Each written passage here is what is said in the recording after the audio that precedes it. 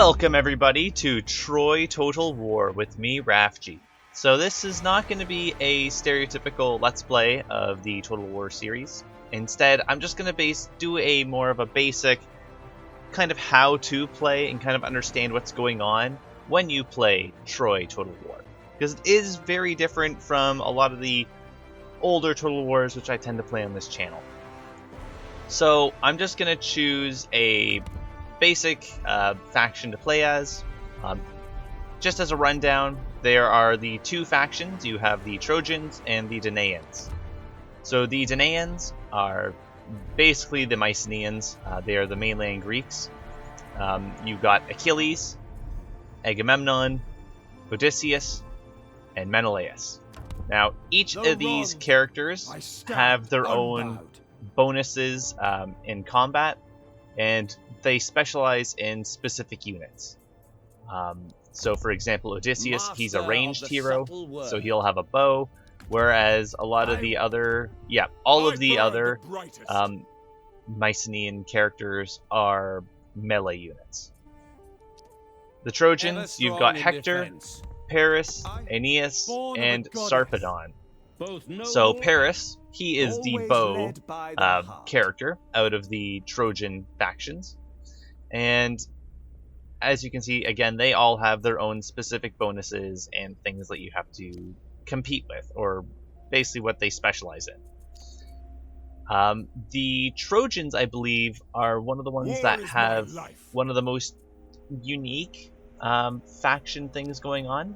So if you play as either Hector or Paris, you have the Priam's Heir event, which basically you constantly have to almost outdo your brother in battle, or at least on the campaign map.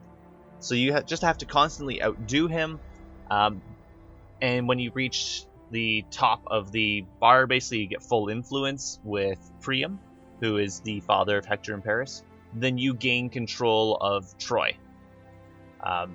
So yeah, you basically, they're the only two that have that mechanic going on with them. Whereas the Mycenaeans, if you play as Achilles, you have being a living legend, where you have to challenge other heroes or persuade them to acknowledge you as like the true hero amongst the Greeks. Agamemnon, basically you basically have a lot of vassals, and they're kind of like vassal swarm type thing. You want to collect as many vassals as possible and just eventually swarm over and attack Troy with your massive army. So let's just jump in, and we're going to play as Hector, just to get a basic rundown of how everything is. Okay, so welcome to the campaign map of Troy Total War. So, as you can see, this is talking about the Priam's Heir and the Asuan League. So Troy cannot face her enemies alone. It is therefore up to Hector to gather a host of allies in defense of his father's kingdom. The more land controlled by his allies, the more formidable Hector's cause will become. And then we start off with our beginning quest, which is to defeat this standing army here. So you may notice this screen is already quite different from the earlier Total Wars. You look in the top left here, you actually have 5 different resources. So you have food, wood, stone, bronze, and gold. So food is a basic resource. You basically need it to recruit troops and for troop upkeep. So this is kind of functioning as your gold from the earlier Total Wars. This is where most of your upkeep will come from.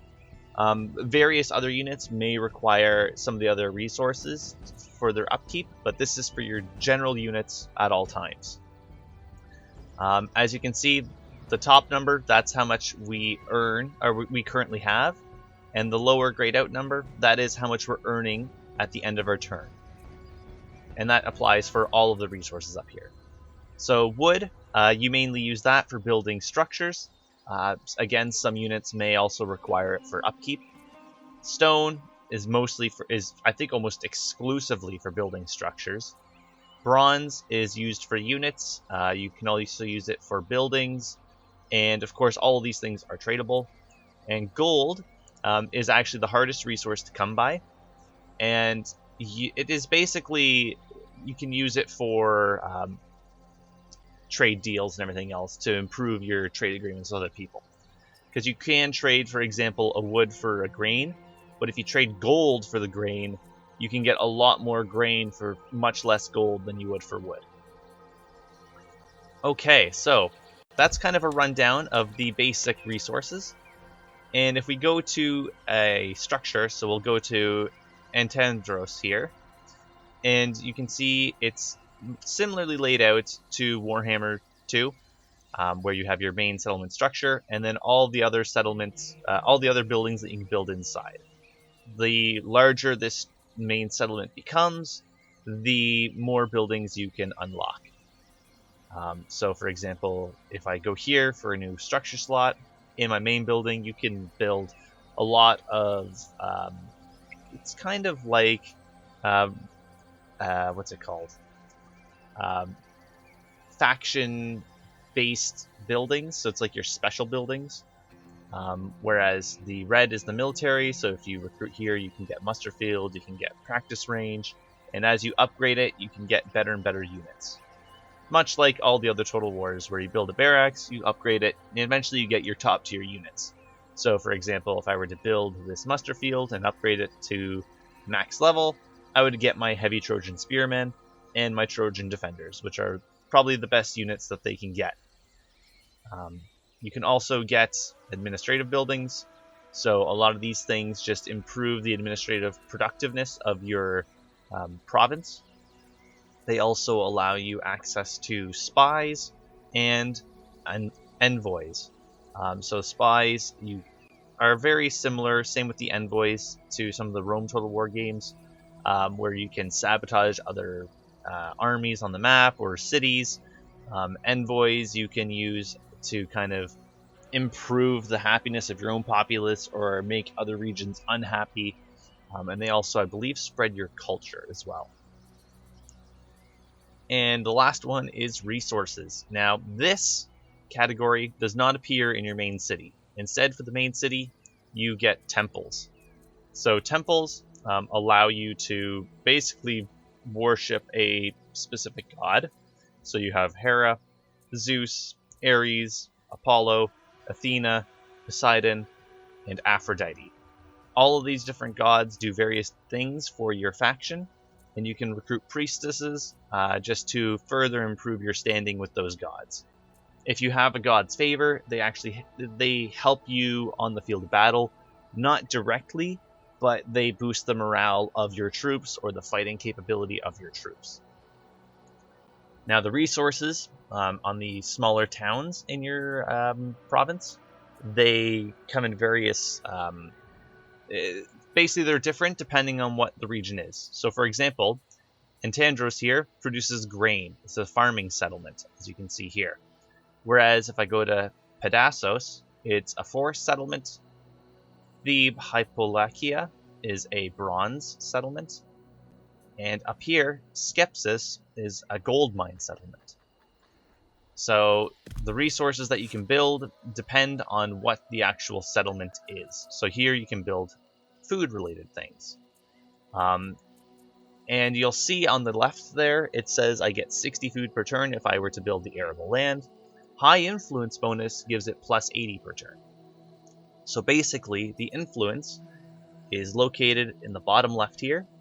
So the Pelasgian influence is at 90%. And that is, I believe, what my faction's culture is.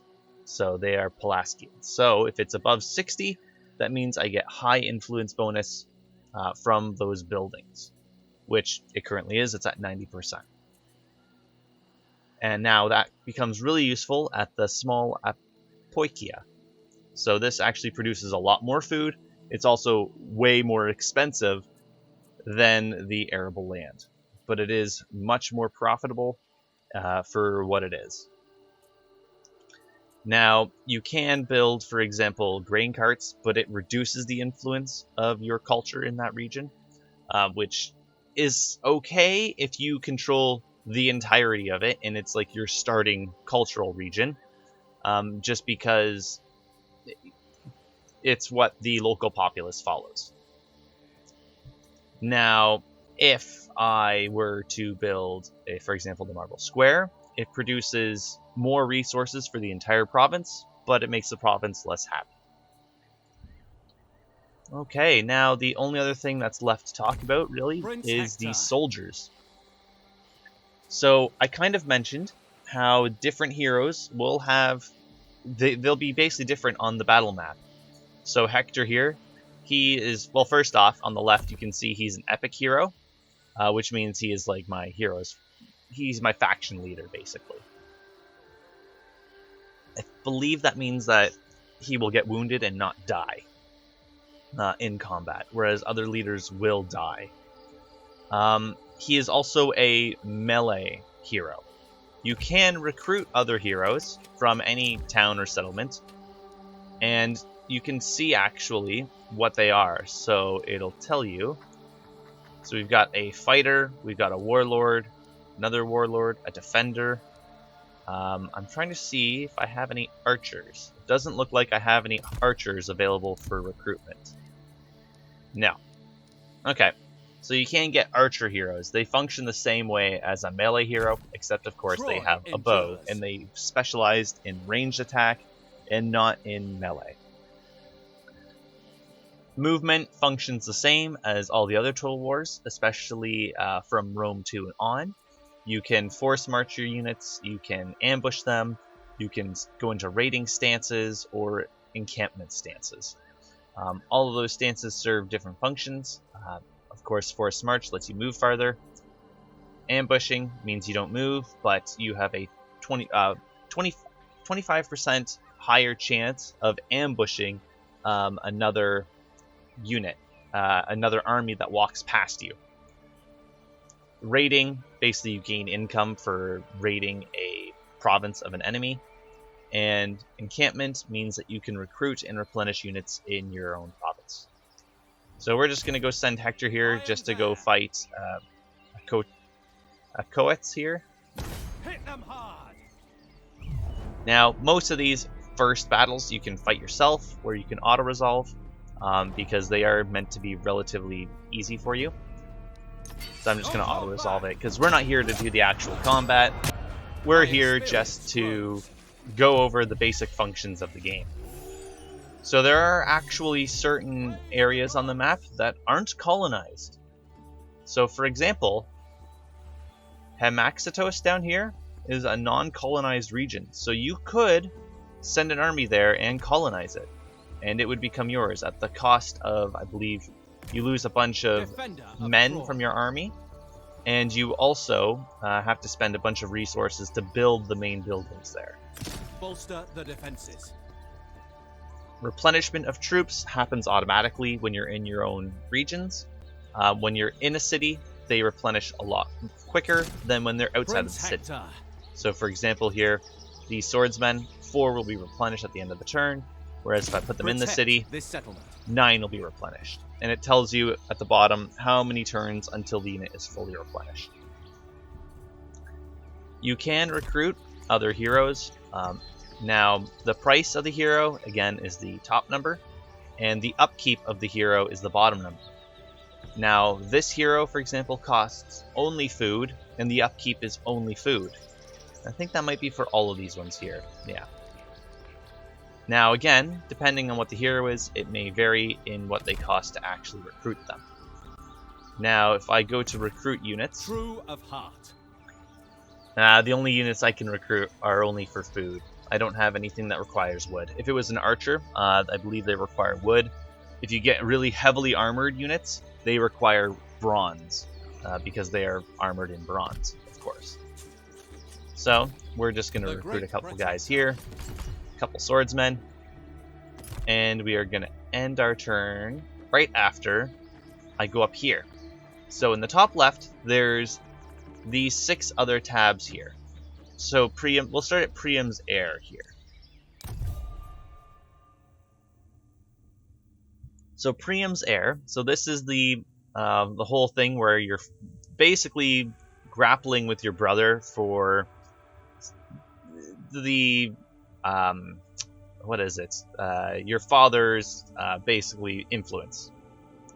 And the higher up you get, the more benevolence you get, you eventually become the heir of Troy. So this is my benevolence, and this is my brother's. So I currently start at 2, he has 0. You basically do the missions for your father, and you will gain influence. You also have other things here on the left that if you do, you will gain influence as well. +2 for victory against a common enemy of both you and your brother, +10 for destroying a common enemy, -30 if you declare war on your brother. So if I fight my brother, I actually lose a bunch of influence, but if I were to beat him, then I'm the only heir, so I would win, I guess. I get +1 for every 50 units of gold gifted to Troy. So if I send my gold to Troy, I will gain influence as well. And I also gain influence if I have favor with Apollo. Okay, and you can actually undermine your sibling, so you can accuse them of greed, weakness, or I could pull rank on your brother if you really need to. Next we have the Asuan League. So, the Asuan League here, use diplomacy to create more allies, increase the effects of your alliance. So basically, the more alliances I have, so if I finish this, the Friends of Ilos down here, I get +10 morale when defending own armies faction-wide. So every single army I have will get +10 to morale. If I have Pact of Strength, they get +15 morale when defending, and 8% campaign movement range. Growing League, I get 20 morale, 12 campaign movement, and -5 for recruitment cost of sword units. Mighty Alliance, again, it's even higher bonuses, 10% upkeep, 25 morale, 16 movement, 10% cost of sword units, and Asua, which is the full rank, everything's just maxed out. So as you can see, the more alliances you have, the better it is for you. The next is Divine Will. So you can pray to gods. So, if, for example, if I click on Pray to Hera, I get +2 to siege holdout time, and +7% attrition casualties suffered by enemy armies in your territory. And it tells you how much this will cost to actually do. And it will also, I believe, increase your respect with the god. And you can also create hecatombs, which favor of Hera goes up by 70. And if I do prayer to Hera, again, that's basically what the bonus does for me. Next, you have your diplomacy. You can basically do many different trade deals with other factions across the entire map as you discover them. It's pretty standard. Royal Decrees is one of the new functions in the game. So a Royal Decree is kind of like a technology research tree. So if I go, for example, research Royal Timber, it takes seven turns, but it'll give me 100 wood per turn, faction-wide, once it's done. There are many different researches that you can do across the board. You have +3 to influence, 8% construction cost, and +1 to siege holdout. You could have +30 diplomatic relations, and so on and so forth. Now, some of these things actually cost resources to make or to research. So, for example, this here costs 300 gold, whereas up here, the Beast of War, it requires 6,000 wood, and it unlocks a Trojan Horse siege tower. And over here we have your objectives. So this is currently what you are trying to do. You have the Homeric victory, or you have your Total War victory. Homeric is the more basic, and it's kind of like the easier objective. So you only have to defeat those factions there, and complete all steps of your hero's epic mission chain. Whereas Total Victory, you have to defeat your first antagonist faction, which is who I'm currently at war with. Occupy, raise, or sack 100 different settlements.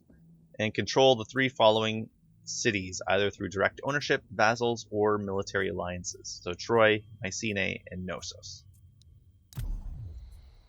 So that's kind of a basic rundown of how the game works.